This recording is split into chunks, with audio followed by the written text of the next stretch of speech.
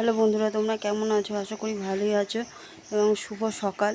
আজকে এখন 5:20 বাজে। আমি এখান থেকে ছোটো মিনি ব্লগ শেয়ার করছি তোমাদের সাথে।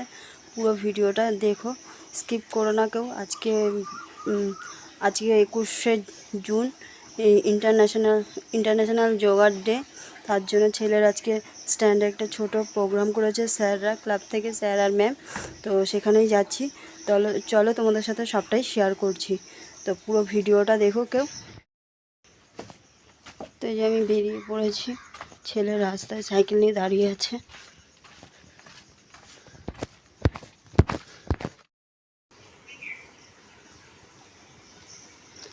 এই যে ছেলে এসছে, এবার সাইকেল নিয়ে যাবো। তো চলো স্ট্যান্ডে গিয়ে দেখা হচ্ছে তোমাদের সাথে। এই যে রিয়াজ আছে সামনে, আর পেছনে সুপর্ণারাও আছে। তো আমি সাইকেল চালাচ্ছি, ছেলেই ভিডিওটা করছে। তো আমরা পুরো স্ট্যান্ডের কাছাকাছি যাচ্ছি।